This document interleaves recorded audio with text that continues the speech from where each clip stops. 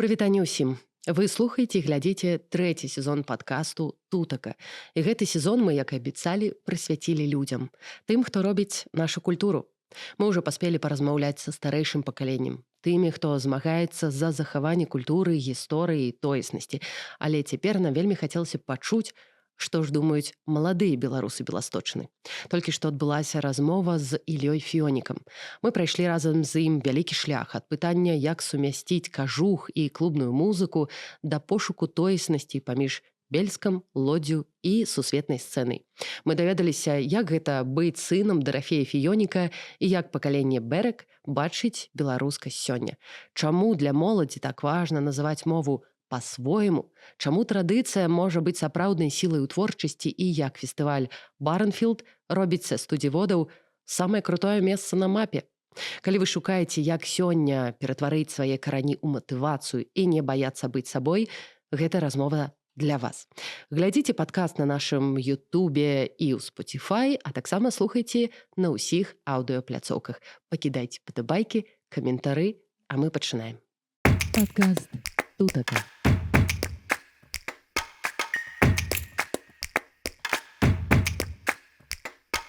Вы слухаеце трэці сезон падкасту Тутака. І гэты сезон мы прысвячаем людзям, тым, хто робіць нашу культуру. Мы ўжо паспелі паразмаўляць са старэйшым пакаленнем, тымі, хто змагаецца за захаванне культуры, гісторыі і тоеснасці. Але цяпер нам вельмі хочацца пачуць, што ж думаюць маладыя беларусы беласточны. І сёння з намі Ілля Фіёнік. Прывітанне, Ілля. Прывітанне, хай. Слухай, мы цяпер з табой знаходзімся ў Беластоку.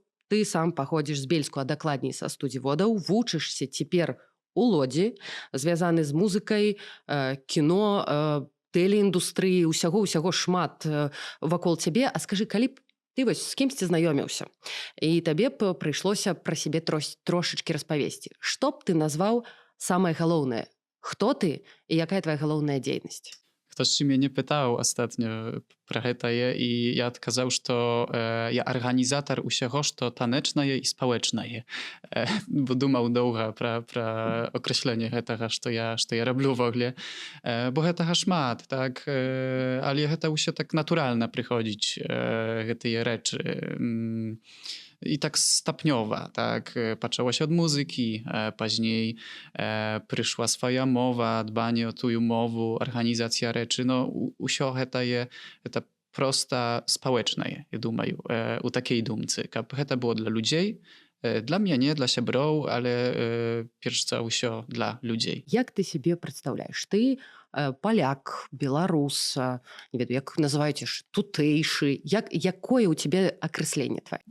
No думаю, że tutejszy, tak? To miks усяго, потому что бацькі dla mnie wielmi mnoga dali takiego poglądu na świat. Перад усім маю вельмі многа сяброў з Беларусі. Я раблю і па-беларуску, і спектаклі граем, і музыкі беларускай слухаю. Заўсёды гэта Беларусь была такая блізка для мяне. Ці адчуваю сябе беларусам, думаю, што таксама так. Бо перажываю за ўсю сітуацыю на Беларусі, за беларусаў таксама. У гэтай творчасці таксама можна знайсці гэтыя беларускія акцэнты.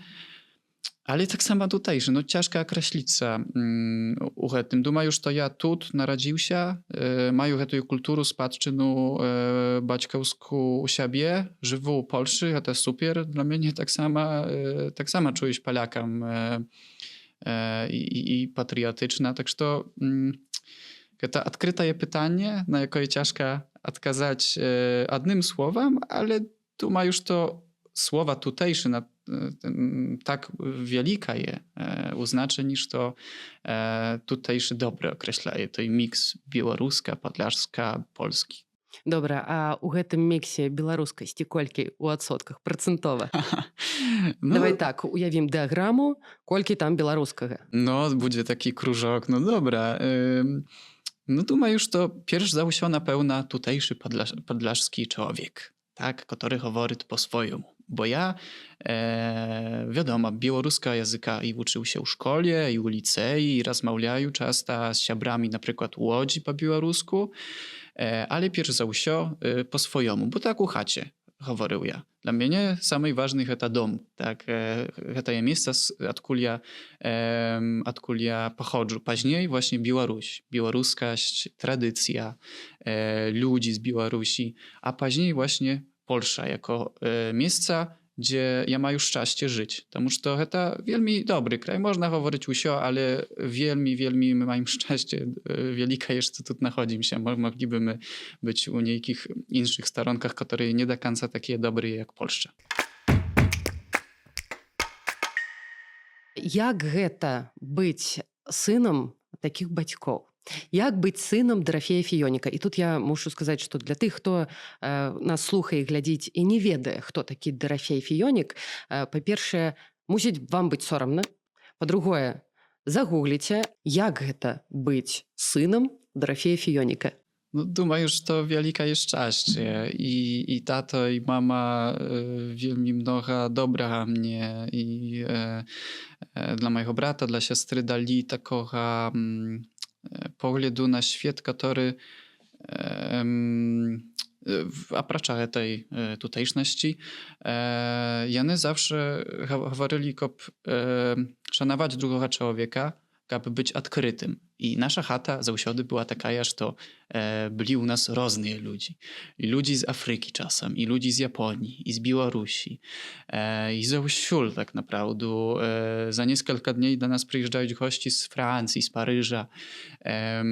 I zewsząd właśnie baćki mówili, że to świat odkryty. I my u siebie jak ludzi takie same, kiedy my robimy coś dobrego, to nieważne, czy my tam z Azji, czy z Afryki, czy z Europy, to po prostu my i nasze dobro. I wiadomo, tak sama baćka dał mnie mnoga możliwości, takich, które mnie pomogli u tej twórczości. I on mnie nie nauczył języka przedewszym, nauczył mnie szanować ten rodny kut. Później ja napisał i album про гэта, про przyrodę, razem z babulej mojej u Pierarywnikach my taki album zapisali, a mama dała tu artystyczną już staronku, потому что я profesjonalny reżyser, tak że tej teatr pojawił się u mnie u życi. Taka pełna siebie u tych twórczych rzeczach, że to nieważne, że tam ludzi говорять, trzeba robić, jak macie taką potrzebę. No i ja udziaczny za to je dla baćków, tak samo dla brata i siostry, потому что oni podtrzymują, думаю, tak dopełniają się u siami, bo my i pomagają dla baćki, u jego objednani, dla mamy tak samo, u jej innych rzeczach. Brat больше zajmuje takiej naukowej pracą, której ja nie mają do końca, ja taki prosta больше jak to говорят, hop do przodu, że to poszedł upierać, ale nie do końca prawie się podumał, tak że to zawsze brat daje mnie taki dobrej rady.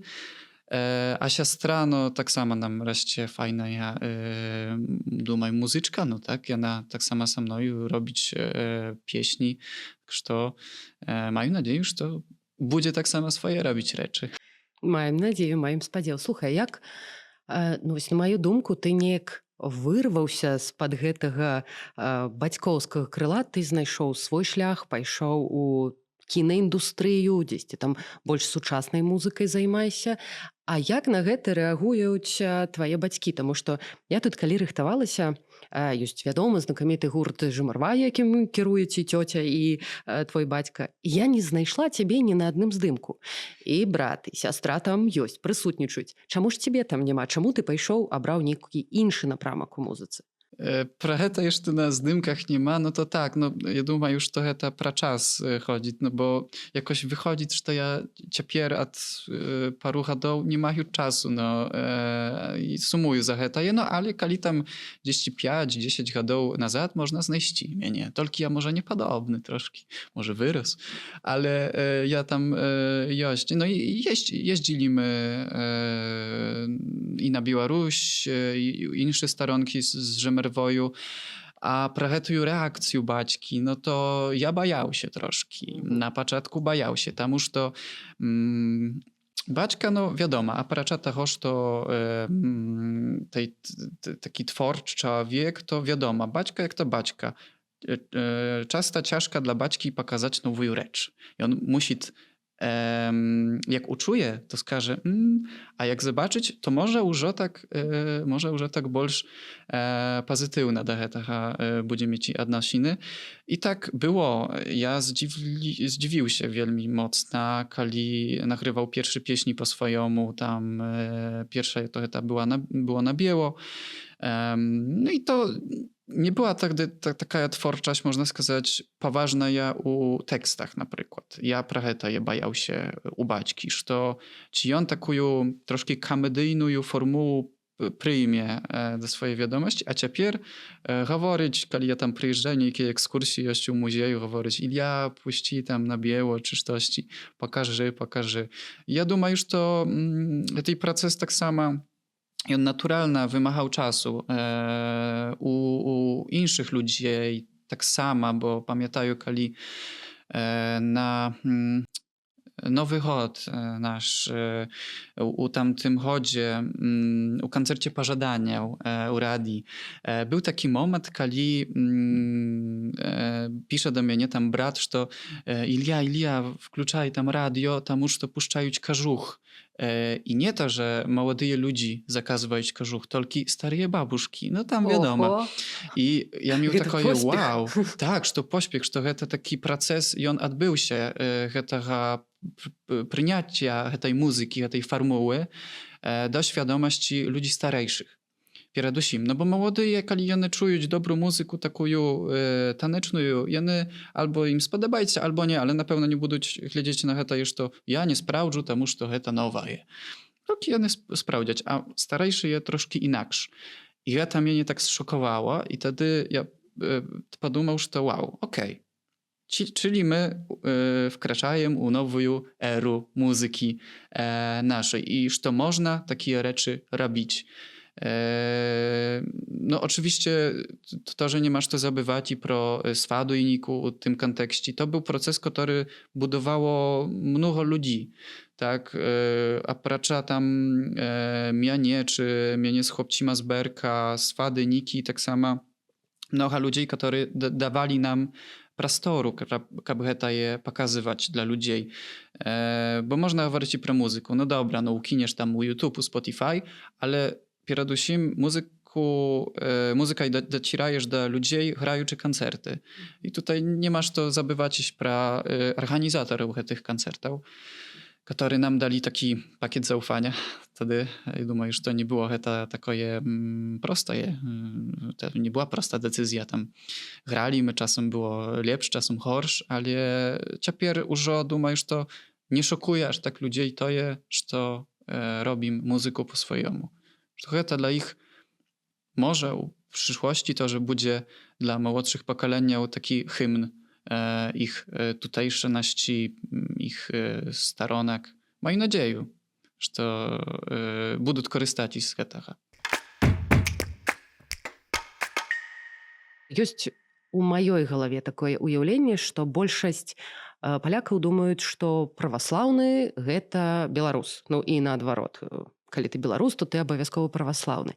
А якая роля царквы была ў вашай сям'і, у тваім навучэнні, у тваім разуменні тоеснасці? No ja думаю, że to wielka ja na pełna, ale ci heta jakby dyskryminowało hete, że to zrobiła się wiera i думаю, że to nie, że to każdy może do tego dojść.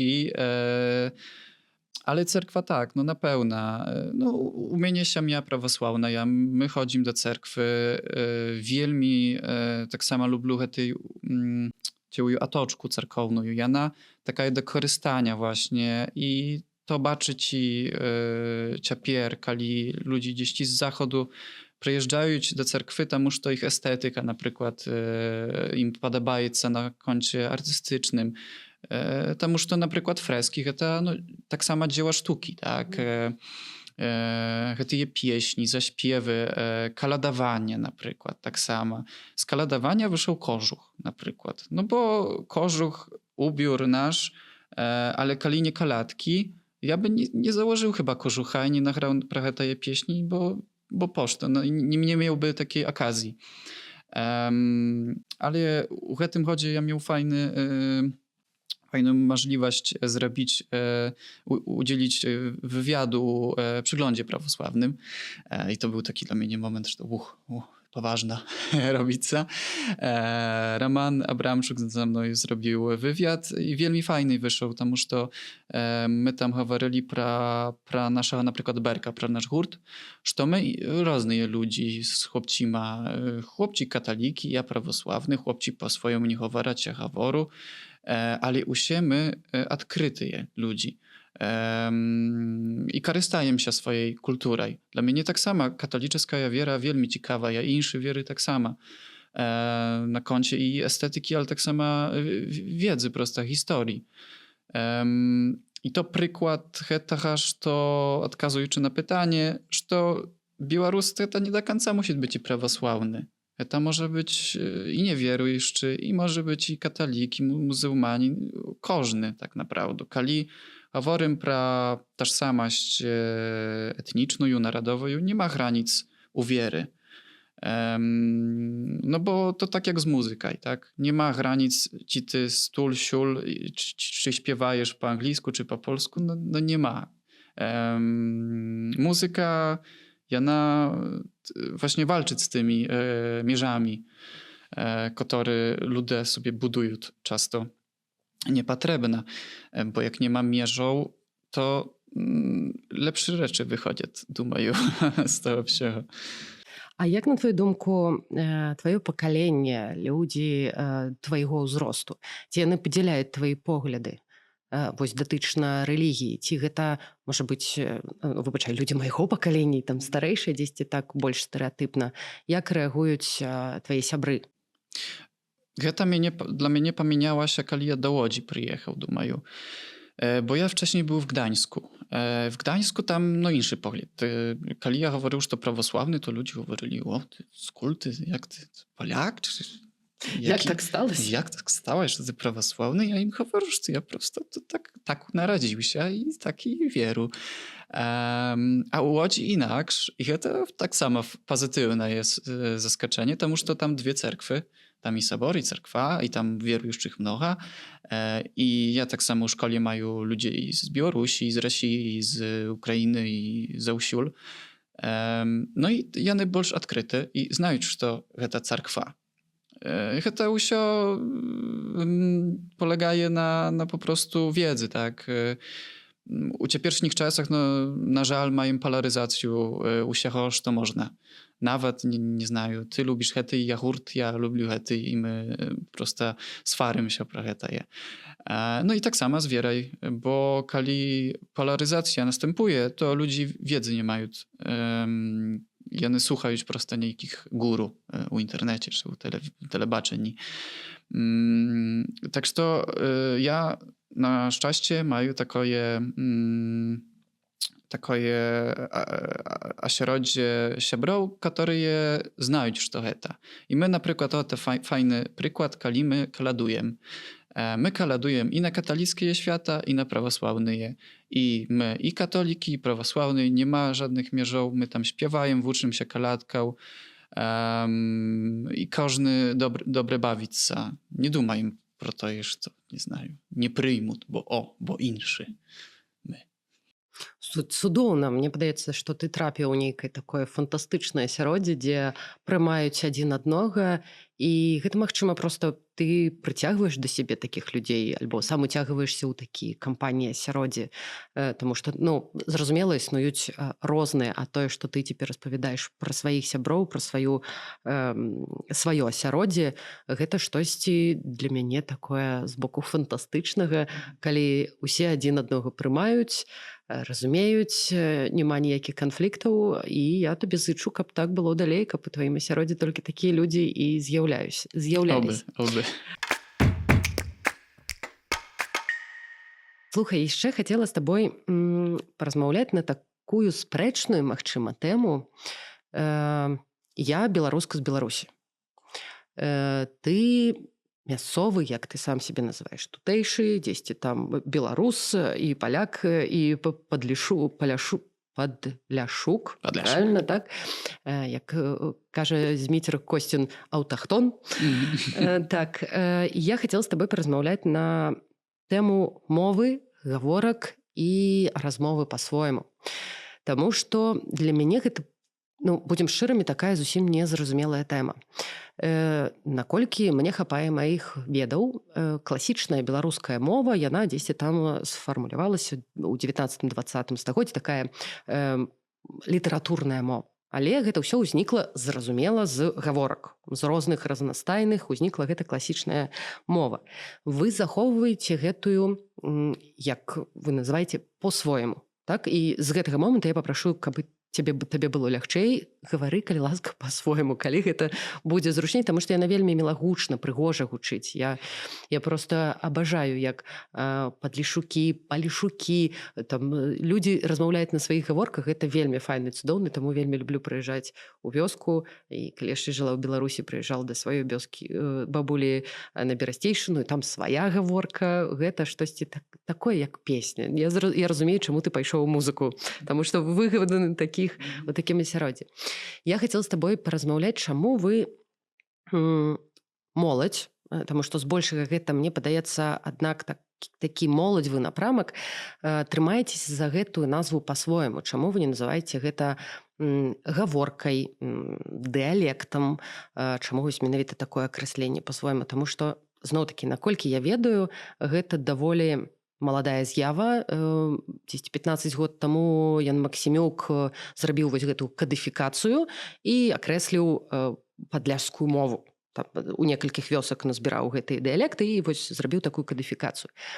І цяпер гэта такія мае думкі, што гэта стала модным.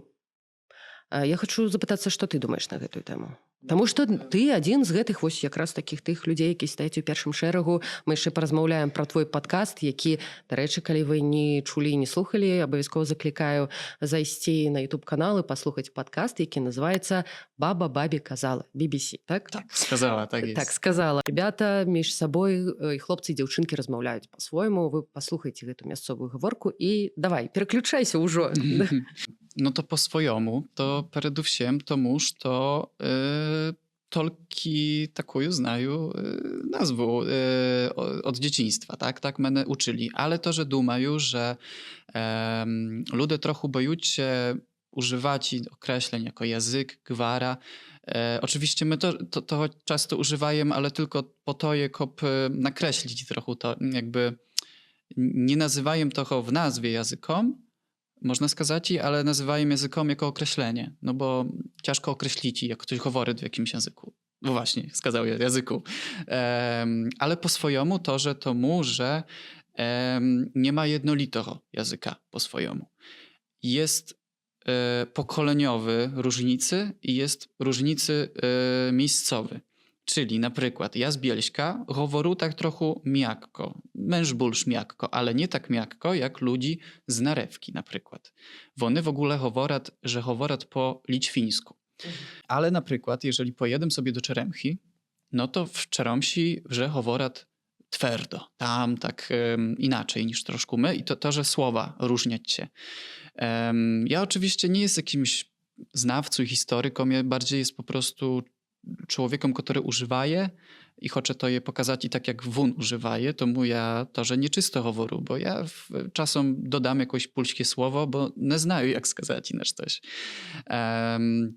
Także to język jest bardzo dużym tematem i to mu jest tak ciężki do spisania. Veľmi ważna jest praca pana Maksymiuka, думаю, bo on podniał się no, niesamowicie właśnie trudnego zadania spisania tego języka w takiej ogólnej najbardziej formie I to też jest no, bardzo ważne dla kogoś, kto chciałby zgłębiać na przykład naukowo tyje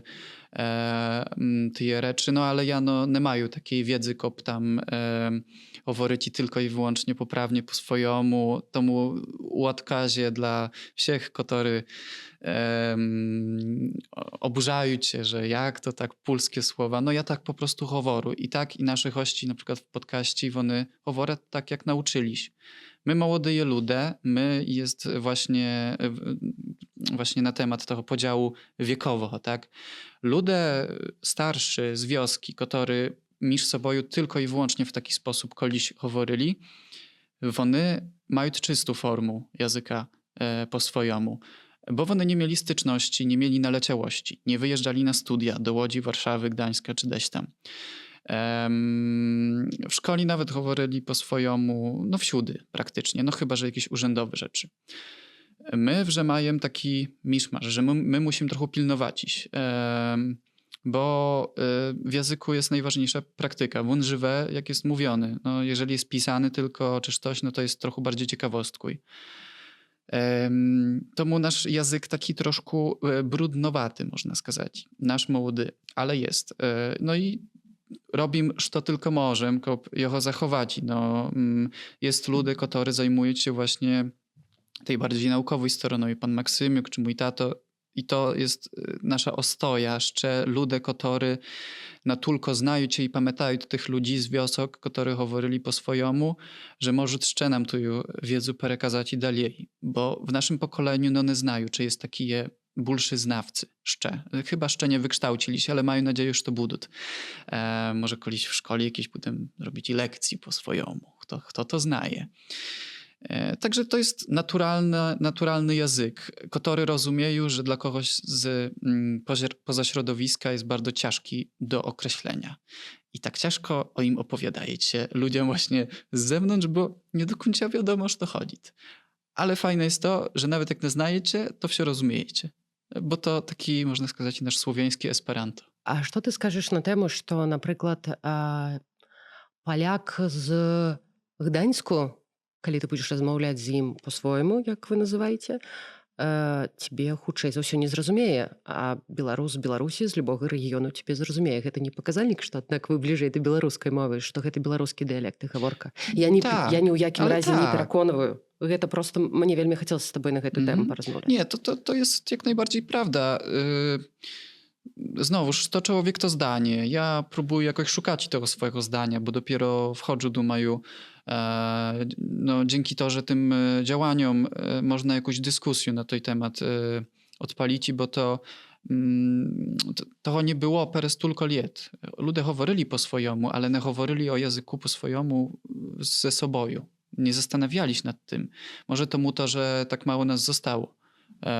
Tych native speakerów, bo no nie było takiej potrzeby, to że ja rozumiem, no bo już to człowiek żywe na wiości, ma jakieś zaniatki, no to już to ja mu pójdę do radia, będę говорить i pro to, no nie, no ma swoje życie i swoje piękne dziedzictwo, ale jednak będę zajmować się swoimi sprawami. Dopiero no właśnie przez działania Niki, Swady, nasze powstała taka dyskusja. Powstało to, że strasznie dużo jakichś teorii, powstało dużo też złych opinii.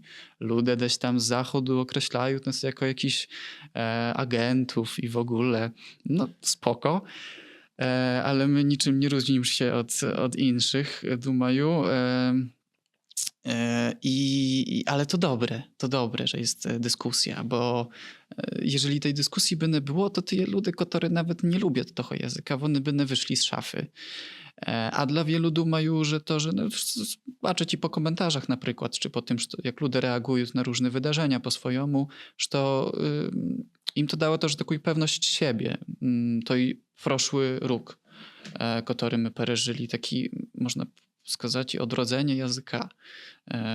No bo naprawdę wcześniej człowiek nad tym nie zastanawiał się, ale teraz ludzie tak ochotno chcą говорить po swojemu, to ich krócić, jakby one chcą zgłębiać swoje koreni, że no, baczyć ogromny potencjał w tym.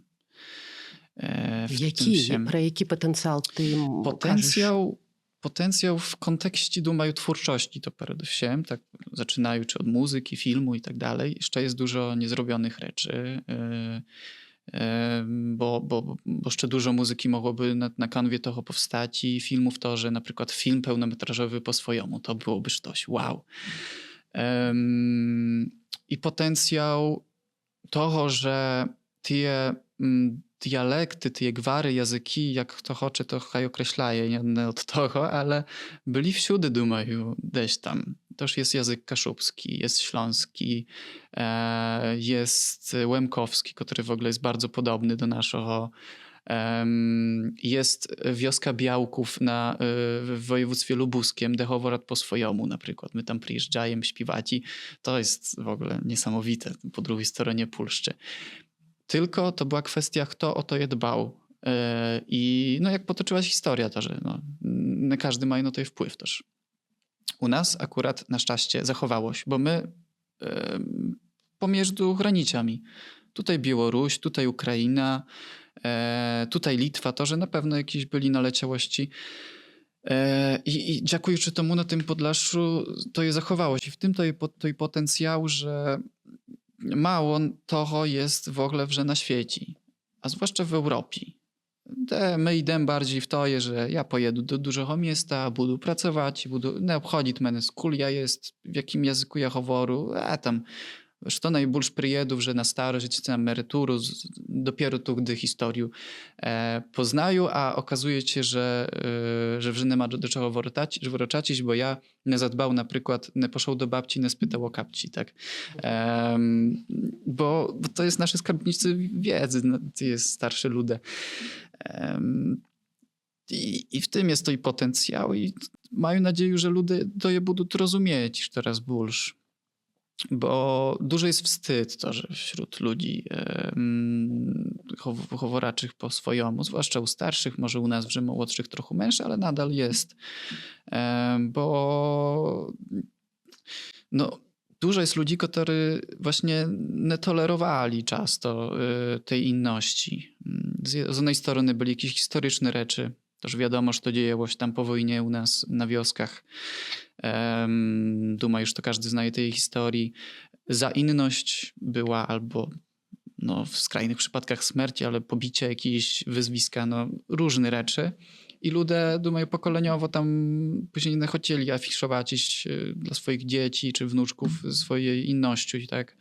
Woleli, że w spokoju tam wejść w ten tłum i żyć spokojniejszym życiem. To, że rozumieją, no, teraz mają czasy, de wsia możem, tak? Mają i sprzętu od groma, i mają wiedzy, kniżki jest, można czytać i czasu to, że mają sporo, no, można z tym robić i to chcieć się. Быццам бы моладзь якраз такі саромецца размаўляць па-свойму на гвары, на дыялекце, як хто як называе. Таму што ў Беларусі таксама прысутнічае такая сітуацыя, што моладзь не вывучае беларускую мову і гэта сорамна, таму што на беларускай размаўляюць выключна людзі ў вёсцы, нейкія там калхознікі, якія займаюцца гаспадаркай, а мова горада гэта у маім выпадку расійская, а ў тваім выпадку гэта польская. Адкуль гэты сорам увогуле ўзяўся? Гэта нейкая недапрацоўка бацькоў, чаму моладзь не вывучала і не размаўляе на гэтай мове, мікраязыку? Między wsim, no tak, no poczynając no to systema, wiadomo, bo to zawsze można na system mówić. O, Tak że system lekciej. jest taki, no, że tam kraj taki, no wiadomo, że jest różnie, różny kraj. Akurat my w Polsce mamy spoko jest ogólnie. W każdym razie mogło być ich górej naprawdę, a było, no znają, za PRL-u czy koli. Ale baćki, tak, to jest, nie masz to oszukiwać się, że przodki naszy to, że mieli na to je wpływ duży. Bo no, to jest to, że ciężki temat, bo z jednej strony świeżo na przykład po wojnie, to ja dziwiło już, że ludzie tam nie chcieli mówić, że był strach po prostu, że to i nakabluje na to, wiadomo jak to było. Ale później to, że trochę można mieć zarzutów do ludzi, которые ще mieli той język w sobie, тую tradycję. Że jej nie переказали dalej. Nawet jakby nie w takim kontekście, że tak jak u mnie na przykład, że w takim ekstremum, że budem robić, śpiewać i tak dalej. No nie każdy chce i ja to rozumiem. Ale po prostu dać taką zajawkę dla człowieka. I to z wiekiem, думаю, rozumiecie. Ja to, że na przykład nie wszystkie rzeczy, jak był młody, lubił, że to mnie tam baćki wpajali. Że mi to jest, że to takie... А што не любіў? No nie знаю. No, było takie, że psychologii tłumu, na przykład w szkole, ja często wstydał się śpiewać po białorusku, po swojemu i tak dalej. Bo kolegi mówili, że to nie. No to gdzieś tam 5., 6. klasa. I miałem takie, no dobra, to nie budu. A później zrozumiał, że wy diabełki tam nade mną nie litajte, ja budu swoje robić, bo ja tak czuję. No ważna jest ta wędka, którą zaciachajem dla dzieci, można сказать i tak przysłowiowo, że właśnie berem dzicia, говорим, słuchaj, jest taki język naszych przodków. Ja znaję jakieś tam słowy w tym języku, poznaj, posłuchaj, może tobie spodobaje cię, może nie znają, pójdziesz koladować, może będziesz mówić z siabrami tako, w tym języku.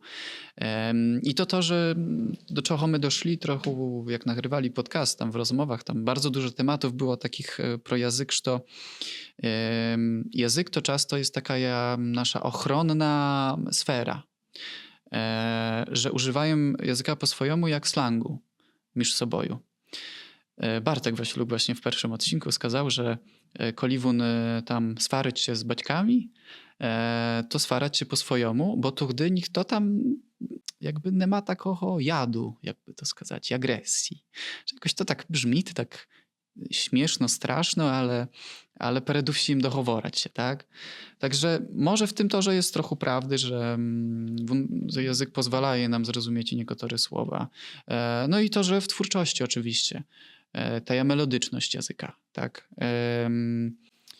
Polski język jest bardzo ciężki do rapowania, na przykład. Strasznie. Bo w polskim języku raz, wun jest ostry, czuci wsio s, c, zici, no i p przede wszystkim. A koli po swojemu rapujesz, to jakoś to tak robicie plastyczne. No i w polskim języku to, że zmienisz na przykład akcent na jakąś, na w słowie, na inną literu, to że wsio, czuci, że ty tutaj jakoś dziwnie poleciał. A w języku po swojemu to tam troszkę tak wsio wychodzi, tak? To trochę jak w angielskim języku, że w tym rapie angielskim to w ogóle, że tam i skracają słowy i preinaczają, ale każdy rozumie, bo plastyczny jest język. Także to może to też jest jakaś taka źródło, czym po swojemu akurat fajnie tak rapować. Вельмі цікава распавядаеш пра падкаст, і я хацела запытацца менавіта пра яго, чаму BBC Баба Бабі сказала, боже, мне так падабаецца, Баба Бабі сказала, якая у вас была мэта пры стварэнні гэтага падкаста? Ці адна з іх, я маю спадзеў, што гэта вось менавіта прасоўванне гэтага дыялекту, гэтай гаворкі, не ведаю, прыцягнуць моладзь да гэтага, таму што падкаст гэта больш такі сучасны метад да прыцягвання ўвагі. Што вы туды ўкладалі? No to sama nazwa to w ogóle bardzo stary mem z fanpage'a Говоримо po swojemu. On był opublikowany przez 6 lat temu. Baba Babi skazała BBC właśnie. I tak tej dumku i właśnie Maksim mnie wziął na rozmowę, skazał, słuchaj, ja mam pomysł, zrobim podcast. Ja mówię, dobre, zrobim. No akurat my założyli objednanie, także to akurat można było zrobić i taki podkaścik. A nasza meta w tym wsiem to думаю, że to trochę ewoluowało, bo na początku w ogóle miał być stricte pod ludzi z siul. Kop im pokazać przede wszystkim, że jest takie ludzi wśród ich. Kop może kogoś właśnie odkryci, zniaci to i wstyd, to jest strach przed choworeniem a okazało się, że ludzie z zewnątrz też oglądają i bardzo fajnie w ogóle. Więc to bardzo my chcieli, żeby to tak organiczno wyszło, że to nie jest jakiś podcast na temat etymologii słów, na temat historii, tylko my mówimy pro siebie jako pro nasze życie. Pro język wiadomo torze i w języku torze, ale przede wszystkim pro nasze zajętości. Ktoś jest aktorem, ktoś jest muzyką, ktoś coś tam robi. O to je chodziło. To był taki obyczajowy program pokazujący jednocześnie język, ale to, że młodые ludzie coś robią. Że może być i to jakaś motywacja dla innych. Я жадаю поспеху вашаму падкасту. З задавальненнем яго слухаю і гляджу, таму што яго можна паглядзець. Буду чакаць новых выпускаў і ўпэўнена, што і беларусам з Беларусі таксама вельмі цікава яго будзе паслухаць, а не толькі мясцовым. Гэта праўда, вы дасягаеце сваіх мэтаў. Але датычна мовы хацела запытацца яшчэ, на маю думку, не ведаю, філасофскае пытанне пра будучыню. Як ты лічыш, і ці ты, можа быць, марыш, твае дзеці будуць размаўляць по-своему на беларускай гаворцы? No, ja by chciał wielmi, nie znаю ci tych dzieci będzie mnoha u buduczyni, ale mają nadzieję. Ja думаю, ja by chciał prosto im taką właśnie dać zajawku, trochę to je. I one wybrali, czy choczać, czy nie, ta ich sprawa, ale czuję tak samo taką powinność, że muszę troszkę popracować, na przykład z nimi. Kap u ich może больше tak, bo to troszkę tak lekko brzmi, że ja tam skażu, że to jest taki język i usio życio, my tam nie będziemy może rozmawiać, janych, haj tam to. No nie do końca. Pracu baćka czy mać muszą zrobić wielką, ogromną. Потому что dziecię nie zawsze znajesz, co chce robić w swoim życiu. Ja tam po matury ja nie znał, gdzie ja budu iść, czy ja budu tu, czy tam. Tak że to na takie decyzje, że to pro język w ogóle, to oj.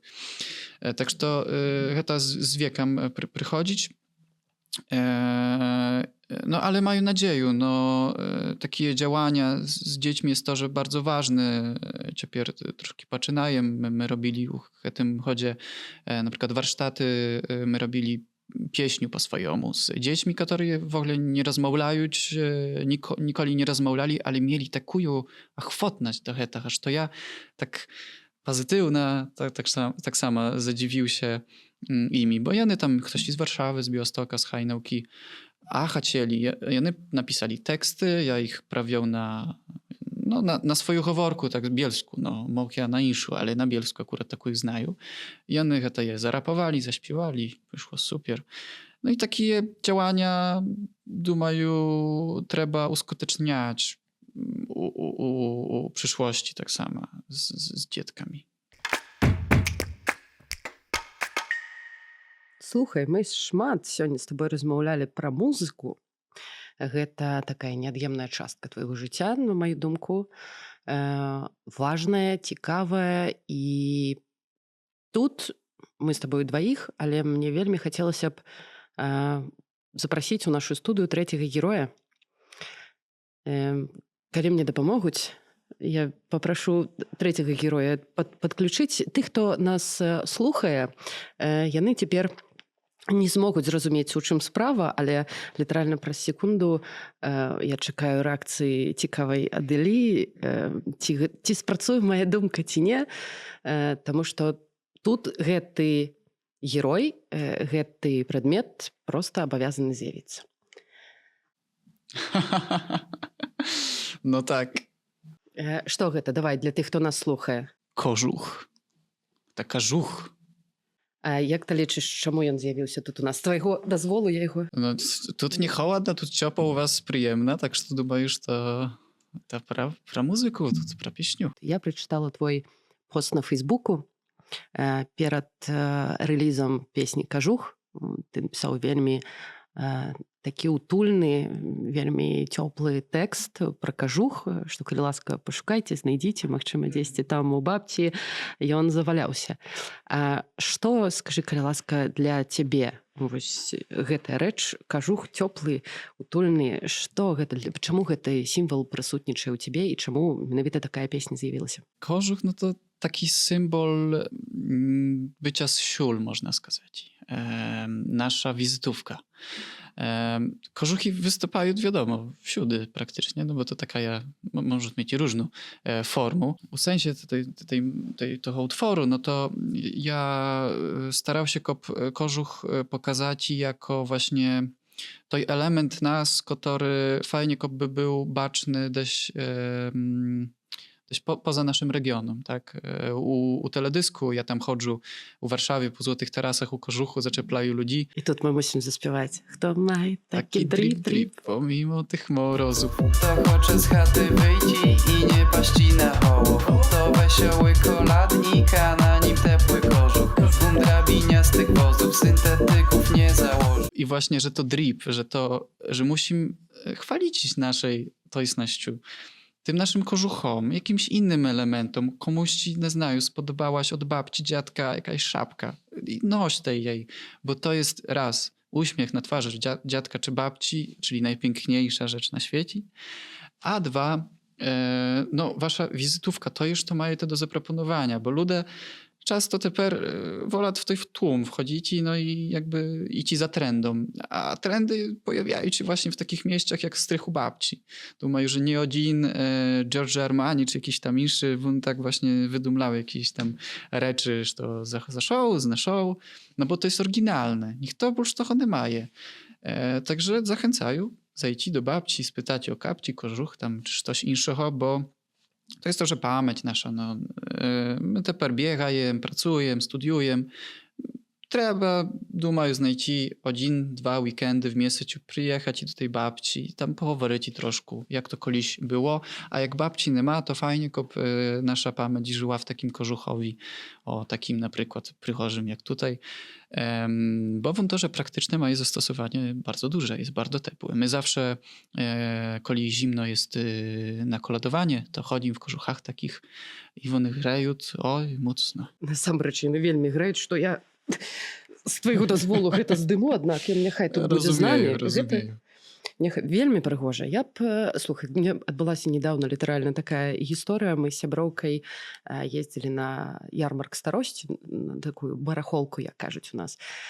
І яна мне кажа: слухай, я ўсё жыццё марыла мець вось такі кажух. І мы ходзім, гуляем, і проста выпадкова мы знаходзім гэты кажух. Але трэба разумець, што гэта моя сяброўка 1,50 м. Ну, даволі, мне падаецца, Ciężko нават taki ніжэй. kożuch znajти. Цяжка знайсці. Гэта дзесьці ў дзіцячым трэба шукаць. Але там у гэты дзень мы знайшлі.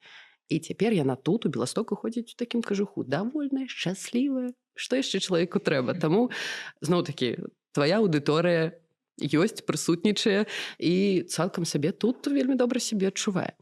І яшчэ я хацела з табой паразмаўляць, наколькі я ведаю і разумею, у цябе твой першы сольны праект, які называўся «Ілья», там ужо былі песні па-свойму, там былі і па-польску, і па-свойму. І вось гэта які быў 23 год, Так. ну, падаецца, зусім нядаўна. Але пасля гэтага праекту з'явіўся праект «Берег», а яшчэ пазней з'явіўся праект, зноў-такі сольны, «Фіолік». 3 праекты. Яны зусім розныя ці штосьці адзін ад аднога пераймае? У чым розніца паміж імі? Różnica jest, bo to przedewším, jakby fiołek to moja solowa twórczość, tak? Twórczość, gdy ja chcę coś tak solowo przekazać światu. Berek to hurt, to jest jeszcze Tymek Pawlik, Szymon Wąż, moje siabrymy, jakby od Berka wsio wyszło. Kolibny Berek to ja by to, że i swojej solowej nie robił twórczości. Bo to było tak w ogóle w naszej historii, że my robili na początku jakieś swoje rzeczy. Tak, Tymek był chyba pierwszym, który wypuszczał jakieś rzeczy w ogóle gdzieś w świat. I my spotkaliśmy, podumali, że słuchaj, te robimy się muzyku, dawaj też coś przydumajem. I przydumali to i zespół, który to rok, że trzeci, czwarty chyba majem. Mają album Wielka Frajda, mają epku A5. To, że chłopczy wpływ jest ogromny w to, że ja robił, bo No bo oni dali mnie to, że wiedzy dużo po prostu. Samemu muzyki, no przynajmniej dla mnie, ja nie dałby rady sam zrobić. Wsie podkłady robi Tymek. My pracujemy w studiu, my podejmujemy decyzje, co, jak, gdzie. W Berku wsie piszem teksty. Szymon bardziej śpiewa, ma świetne techniczne umiejętności. Tymek właśnie miksuje, masteruje. Że to jest taka samonapędzająca się maszyna, można сказać. A solowa twórczość to jest pewna wynikowa po prostu toho kopne mieszać tak za bardzo. Bo w Berku mają taką больш no, zespołową dumku na to i wsio, tak? Na przykład Wielka Frajda to taka opowieść o nas w pozytywnym, takim fajnym, frajdowym znaczeniu. Pierwsza płyta, gdzie my poznawali różne tajniki, a piać trochę больш poważna, ale to, że jest takie pieśń, ale było fajnie, tam inszy. I z toho najbólszą dumaju taką ogólną frajdu człowiek bere, jak właśnie my na scenie, we trójku, bawimy się razem, śpiewajem, rapujem, ludzie nas słuchają. A kop właśnie dać i uliczyć i tym dumkom i prywatnym, no to właśnie ta solowa twórczość, to, że pojawiłaś u mnie i to, że jako taka autoterapia dumaju, bo tam dużo takich tekstów, to, że oceniających świat, dużo właśnie tych po swojemu, jakieś takie smutniejsze tematy, jak Odwilż na przykład, pieśnia, no tam różnie jest. Дарэчы, на тэму гэтай апошняй гэта у нас гучыць адліга, так называецца гэты твой трек. У яго безумоўна настолькі прыгажэйшы кліп. А яшчэ калі ты чуеш там, я так разумею, гэта голас тваёй бабулі. Так. Так, вось гэтыя маленечкі ўстаўкі паміж трэкамі, гэта просто, ну, штосьці такое да дрыжыкаў. Па-першае, дзякую за гэты альбом. Ён уже даданы ў мяне ў Spotify да любімых. Я адзін з гэтых прыхільнікаў.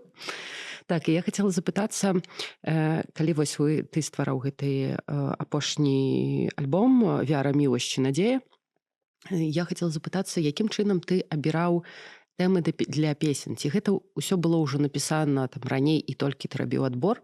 Ці ты сеў і вось менавіта пісаў для гэтага альбома? Як гэта сталася?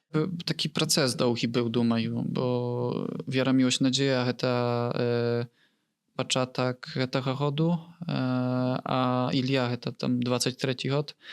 To taka przerwa była troszkę długa. Ja zbierał dumki, o czym ja chcę napisać, tak, bo ja wielmi lubię tę klubową scenę, gdzie po swojemu śpiewają, ale lubię tak samo gdzieś takie больш sumne temy, gdzie po polsku ja больш śpiewają. I wykształciła się taka dla mnie dumka, że budu pisać pra troszkę zmiany poglądu na przyrodę u ludzi. Cały album to 4 pory chodu. I on zaczyna się tam bodajże od jesieni, kończy się na zimie. U tym usiem jest moja babulia, z której ja właśnie jej zapisywał, jej dumki, pytał ja jej tam wiele ciekawych rzeczy, tak samo doznał się. No i stworzył się taki twór, który jest miksem tego usiego. Tam już spauczane treki jak Duch i Ja Tebe potrzebuję. Tam u teledyskach można zauważyć jakiś taki ciąg przyczynowo-skutkowy. Jest pieśni больш prywatne jak Rozliczenie. To moja druga pieśnia z Sophie, wielmi dobra drużyn, tak muzyczna. No a wsio zaczyna się takim interludium, gdzie ja говорю про wierę, miłość i nadzieję, czyli tak sama Trójcu Świętych. A sama okładka tak sama ma dużo znaczenia, bo to zdjęcia moja z babcią, kiedy ja był mały. Tam tak samo jest 3 wiersze Wiktora Szweda na tej okładce, kiedy tam ktoś ci przybliży. Wielmi fajny kolaż zrobiła Julia z Łodzi. Wielmi pozdrawiam.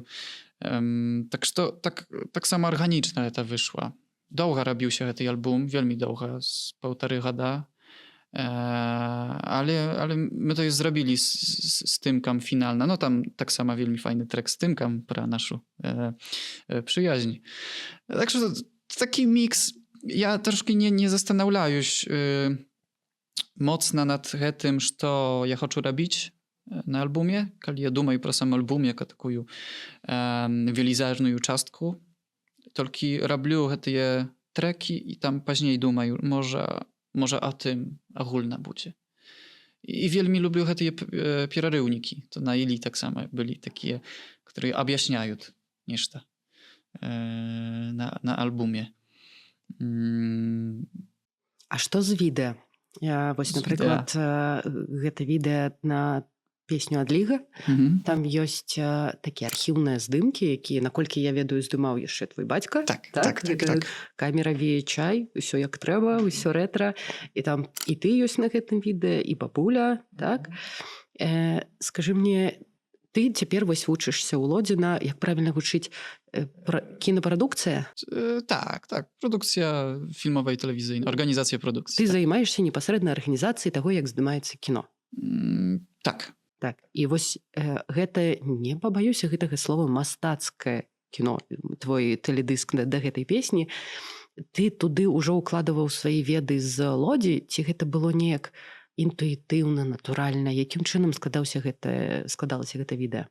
Wielmi naturalna. W ogóle Odliga to jest tak jak człowiek procznął się, zrobił i nie dumał pro to pierat i po. To track, który my jeszcze nagrali w Muzeum Małej Baćkowszczyny w Studziewodach, w ogóle w starym studii, tam 2x2 u zimu.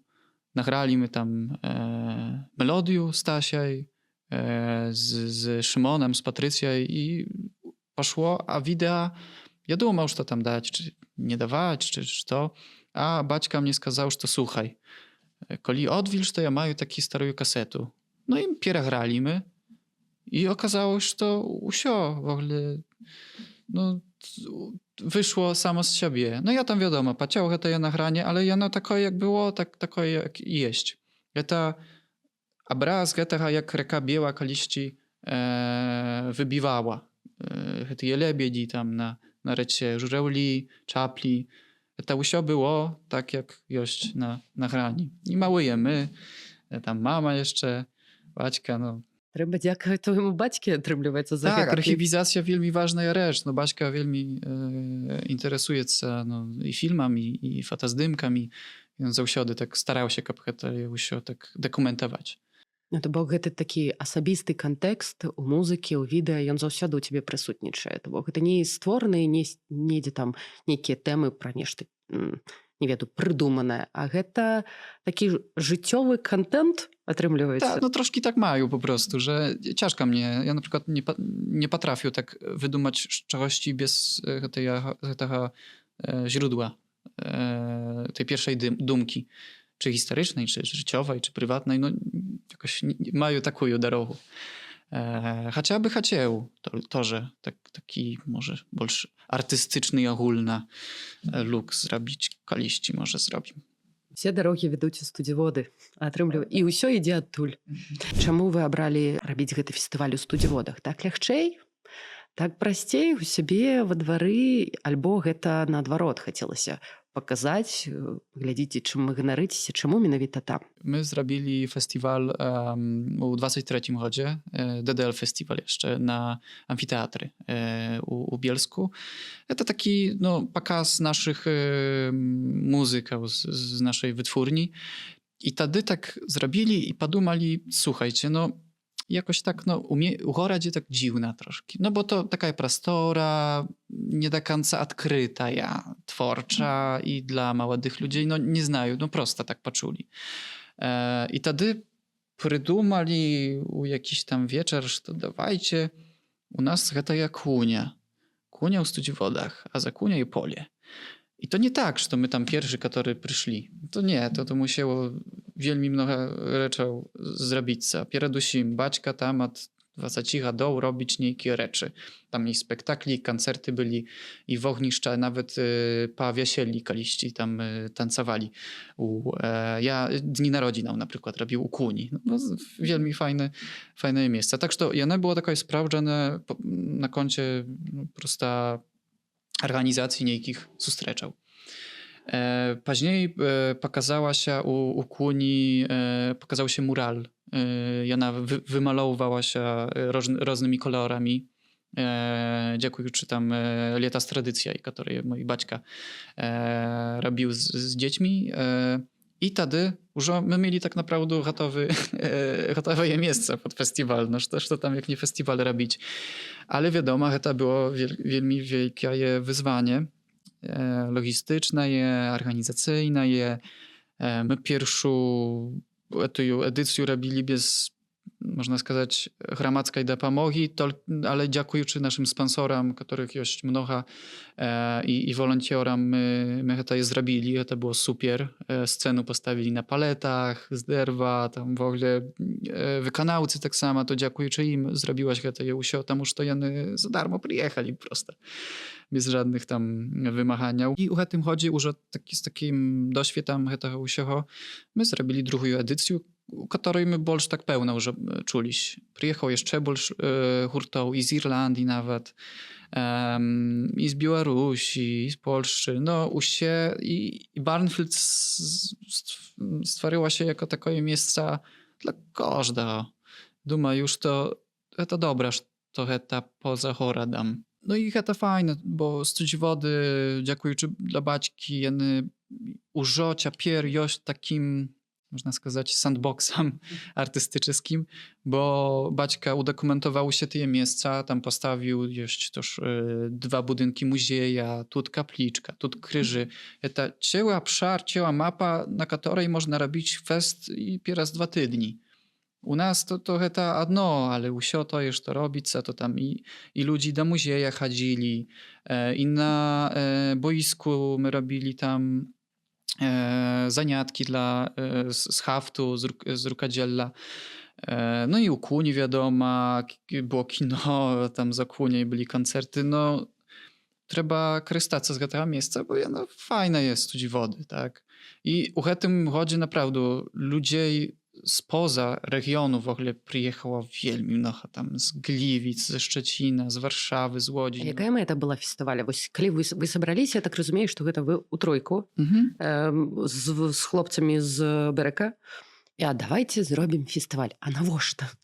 No, na początku taka meta była tak jak z DDL festiwalem, że chcę dać prostoru dla naszych muzyków zrobić koncert, żeby oni pograli. Temu to ciężko znaleźć miejsce i czas na koncert, будучи młodym wykonawcą. I to była pierwsza dumka. Później przyszła druga dumka. Słuchajcie, my mamy, okazało się, że to i ma tego, muzyka za siabra, to i znaje tego. I tak pozbierałaś. Niektórzy nawet do nas same je napisali prosto. 2 hurty z Warszawy, tak Quasi i Marcin, no w ogóle super. No oczywiście wielki wkład miała Nika ze Swaduj, bo oni tak prosto podbudowali to usio. Ich koncerty zresztą, to takie legendarne już performansy. No to można сказать, no dobra, rok temu było tak pierwsza edycja, ale już dla mnie to legendarne, потому что baczyć taką siłę tych ludzi z Bielska, z okolic, którzy przychodzą na swoich prosto wykonawców, jedne chcą ich posłuchać, pobawić się. I to tak ukształtowałaś po pierwszym tym chodzie. A teraz, думаю, będziemy z tego źródła wychodzić u innych boki, aby jeszcze больше pokazać, tak? Больше nie znają może zaniatek, jakichś imprez towarzyszących, na przykład. No zobaczymy jak to wyjdzie. No, u tym chodzie my tak samo mamy już большую kadru, tak? U nas wielką robotę robić Gabrysia Laszuk, koordynatorka волонтерów, Marysia nasza hałowa prawa, prawniczka nasza. I usięły się wolontiery, których chyba 30 albo 40 może, no wielmi, wielmi mnoha. I jany уже jak сям'я, bo jany nie tak, że no przyjeду, tylko wpisz mnie tam praktyki, ja porobię coś tam. Tylko nie, jany niektórzy przyjeżdżają tam 2 tygodnie pierad, pracują, coś budują, mają mnoho takich plastykał. Jany, można сказать, robią recykling, bo cięły napis Barnfield i on z starych rynien. Rynny wzięli, paciali, pospawali i zrobili Barnfield. Teraz jeszcze z takiego starego boilera my zrobili boiler room, taką rakietę pomalowali. No tam z usiachomy coś tworym i to fajne je, bo tak to by powykidali te rzeczy. A z każdym chodem coś ci dochodzić. I ja sam nie znam, jak będzie wyglądać następny festiwal, ale na pewno będzie fajne. А вы уже пачалі падрыхтоўку? Tak, tak. No wiadomo, to wielka robota, kiedy już o takiej wieliczyni robić se festiwal, no to wiadomo, trzeba i finanse, i promocję, i zadbać o wszystkie te dokumenty, zabezpieczenia. Dziękuję już temu, no ja na szczęście na organizacji.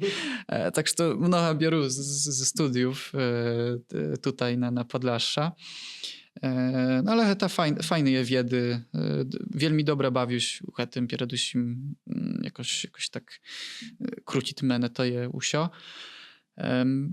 No i potem pracować już o daty jość 7-8 sierpnia u 25. Супер, пазначайце ў календары 7-8 жніўня. Запрашаем так вас на фестываль Барнфілд. Перад гэтым не забывайце наведаць фестываль Тутака, які будзе Tak jest. раней. Так што запрашаю вас, прыязджайце сюды да нас на Беласточыну, бярыце месяц адпачынку і будем, я думаю, што трэба, каб нашыя наведвальнікі прыязджалі да вас, а пазней яшчэ там на Прикупале і далей, і ўвогуле пераязджайце на Падляшша. Тут No i tak na Беласточыне Prekupalle to musowo. на Беласточыне класна. Дарэчы, тут будзе такая хвілінка рэкламы. Магчыма, можа вам гэта дзесьці таксама дапаможа пры арганізацыі. Мы пасля апошняй эдыцыі нашага фестываля Тутака стварылі такі дапаможнік арганізатара, дзе склалі ўсю патрэбную інфармацыю вельмі дэталёва, вельмі зручна.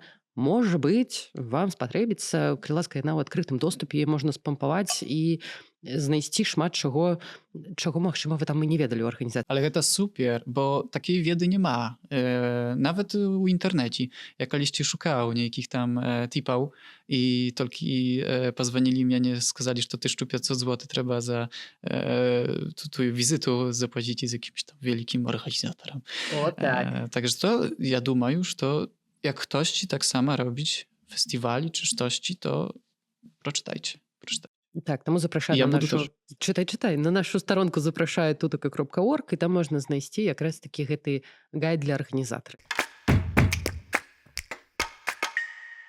Праз, давай уявім, 10-15 год ты стаў знакамітым кінапрадюсерам, арганізацыям па сваёй адукацыі. Назовем гэта знакамітым прадюсерам. І у цябе ёсць неабмежаваны бюджэт на здымкі кіно пра студзіводы. Альбо Бельск, ты сам можаш браць. Ты ў праве выбіраць, што заўзгодна. Ты маеш неабмежаваны бюджэт. Што гэта будзе за кіно? Які фармат? Пра што? Гэта будзе, магчыма, мюзікл, можа быць артхаус, можа хоррор. Не ведаю. Давай пафантазуем трошкі на гэтую тэму. O, to taki ciekawy temat pro filmy właśnie, który można tutaj by nakrócić. Bo scena podlaska, w ogóle kinematografii wielmi ciekawa ja i wielmi wielika ja, a ludzie często nie znają je.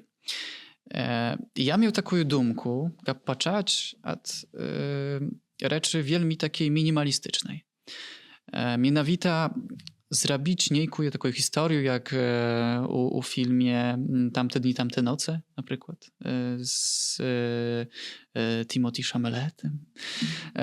Ale takiego Timothy'ego znajdziecie tutaj na Podlaszy, który z Siul, na przykład. I taką historię, troszkę romantyczną, troszkę taką minimalistyczną, filozoficzną, ukłaść u realia podlarskie. Takie współczesne. Ale zrobić z Podlasza naprawdę estetyczny taki ruch w ogóle u kinie. Тому що ми маємо цей простору, краєобраз, хати, деталі такі, ніякі подляжські. І chyba to jest. Musical to dobra dumka. Думаю, że tak. To by było super. Ale patrzyłby ja od takiego minimalizmu. W ogóle u ładnym takim obrazie, jakby ja miał budżet nieograniczony, takiej kamerą IMAX-owej w ogóle na taśmie, nagrać te usie krajobrazy nasze. I zrobić, wiadomo, dobry film, fabularna. Jakąś historię dwóch ludzi młodych, którzy tu żyją, sustrakają się, tancują na jakiejś patancowcy na wiosce. Mają takich baćków, dziadów. I ta historia jakoś tam kończy się. No nie znają takiego, nie mają konceptu ciała, ale minimalizm na początku, a później sci-fi, tak, podlaski. А на якой мове буде кіно? Ці німое? No właśnie ja думał, kop zrobić i po swojemu na pewno jakiś film. Może taki, kto to znaje. Ciekawo jakby romantyczny język po swojemu brzmiał. No, to nie znają jak, ale ciekawe by było. A jak nie, to po polsku to, że dobre też. Kop się zrozumieli. Może być i po chińsku, ale kop napisy byli dla всех сторонок. Ось я так думаю, 21 стагоддзе кіно можа быць на любой мове. Мы можам дамовіцца і жэстамі, і мімікай. Галоўнае, што мы разумеем адзін аднога. Гэта вельмі файна. Tak jest. Бліц. Гэты пытанні мы задаем кожнаму госцю. Яны аднолькавыя, і табе трэба выбраць адное з дзвюх маіх варыянтаў. Ты можаш распавесці, чаму ты выбраў тое ці іншае, альбо адказаць коратка на твою думку. Што ты альбо каго ты абярэш? Анету Прымаку ці Ганну Кандрацюк? Ale pytanie. Ciężko je. Że będą ludzie mówić. No, ciężko je. Ale ja думаю, że paniu Kandraciuk. Bo ja wychowywał się na Zorce i w ogóle. Także to no chyba tak. Tak krótka. Ja wielmi szanuję pracę pani Anety i думаю, że to ona wielmi potrzebna. Ja jej fan wielki. No ale jakoś tak jeszcze z młodości dopiero co wyszł, to muszę skazać, że ja Zorku tu czytał, ty krzyżowanki robił. No to jest moje bulsze wspomnienie, tak. Takie. Dobra, pojdziemy w muzyku. Свадайничус альбо Ilo in Friends?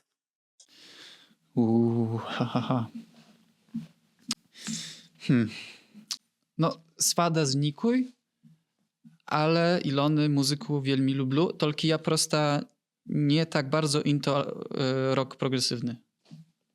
Басовіще ці бардовська осінь? Nie był ja nikoli na basowiszcza. To straszna rzecz. Ale nie był. Nie pośpił. Na bardowskiej wosieni ja był pierwszy raz, jak miał 4 lata. Tak że думаю, że to bardowska wosień no tak samo, tak z młodości. БГКТ ці ЦБК? ЦБК – гэта Цэнтр беларускай культуры ў Беластоку. Znowu. Z PHKT dużo wspominał. Ale wielmi lubię to jeszcze robić Centr Kultury Białoruskiej. Także to chyba tak. Centr Kultury. Дранікі ці бульбяная бабка? Babka. Бабка? No. Без варыянтаў. Сакрат Яновіч ці Віктор Швед? Wiktor Szwed. Таму што цяпер блізка, асабліва пасля спектаклю. Tak. Oczywiście. I filmowa, bo u spektakli ja grał, ale Wiktora ja tak samo grał, jak miał 6 lat, 8 u filmie. Pro Wiktora Szweda. Także to, Ціле життя я Віктор Швед. Ніва ці часопіс? Chyba Niwa. Бельск ці Гайнаўка? Bielsk, no wiadomo. Горад ці вёска? No to jest to ja maju, czyli tak wiosko-город, Studziwody, tak do sklepu chudka, ale u jest Szczechuczy. Пашчасціла табе. Нейкім сэнсе нават зайздрошчу. І чакаю запрашэння ў студзіводы. Дзякуй за размову. Мне было вельмі цікава, і нарэшце твой вобраз у мяне ў галаве склаўся, таму што я толькі чытала, глядзела і штосьці там з кімсьці размаўляла, а цяпер вельмі цікавая ты маладая персона. Я жадаю табе поспехаў. Чакаю гэтага кіно пра студзіводы. Ja tak samo. І чакаю новых выпускаў падкасту BBC і новых альбомаў. І неважна, што гэта будзе Берек, ці Фёлік, ці Ілля. Магчыма, ты вернешся да гэтага праекту. Дзякуй вялікі. Dziękuję wielki, wielmi przyjemne rozmawiałeś. Падкаст «Тутака». Партнёр – Цэнтр беларускай культуры ў Беластоку. Серыя падкастаў суфінансавана са сродкаў The German Marshall Fund of the United States. Рэалізацыя задачы дафінансавана са сродкаў Міністэрства ўнутраных спраў і адміністрацыі Рэспублікі Польша.